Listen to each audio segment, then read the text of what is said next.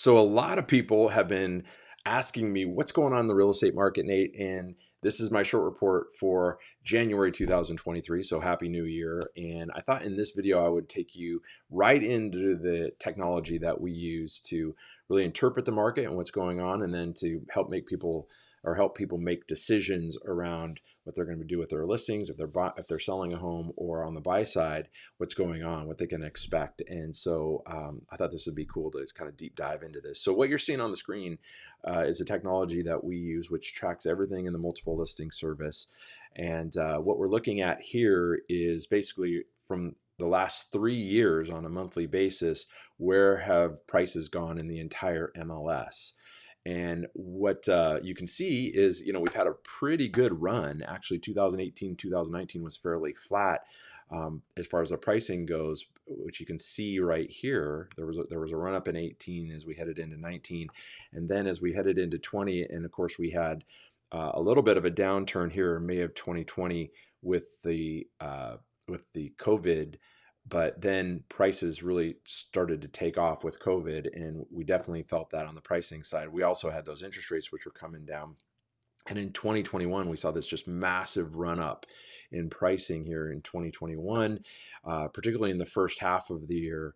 And then the same thing in 2022. So that's when, these homes were going for hundreds of thousands of dollars over their list price. And those interest rates were dipping into the twos. Some people even got into like the high ones for some of the private banking clients I have. But you see this huge run up in pricing up until May. So actually what was happening in those contracts that we're getting under contract in March and April, things started to fall off as those interest rates started to climb. But it took a few months for the pricing to register. So that's why you see this climb up to 635,000 as far as the median price in May of 2022. And then it's kind of steadily gone down from there.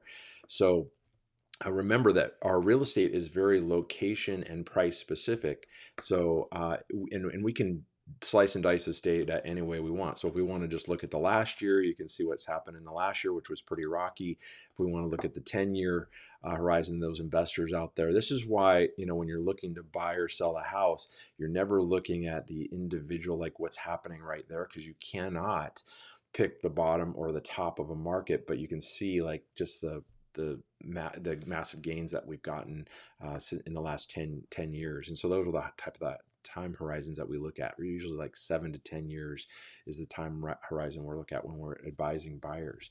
So let's go back to this 3-year thing here. So we can look at that. It's pretty interesting to see there. When we look at our new listings, you can see what happens. This clearly shows at when you get into times like we are right now in December and January, the number of listings, how they really fall off. And so it happens every year, and this is usually our cycle. And then we hit kind of these peaks in May, June, and then things start to fall off there. So if you're thinking of selling as we head into 2023, you want to be kind of in this area. And we've learned to try to be a little bit earlier than the market. So February, March is an ideal time to be putting your house on the market. And of course, it takes preparation right now to really be looking at what is it that we need to do to get your house ready for the market so that you can get the optimal amount.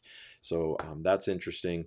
Here's a look at our pending sales. Our pending sales are down 40%. So this is, if you have a lot of people who are in the mortgage business or friends or real estate agents, most people know 7 or 8 real estate agents. Things are tougher right now because the market is down so much. And what's really cool about this technology is we can layer in areas. So I said real estate is very price and location specific. So let's layer in, for example, West Bellevue, which is where I live. It'll put the kind of the graphs in there, and you can see where we're coming at from a pricing standpoint, at least. So as we add that in, the green here is West Bellevue. And let's say we wanted to add in like Kirkland, we can do that. So we'll add in that. And you can see what's interesting about Bellevue is the prices are coming down here.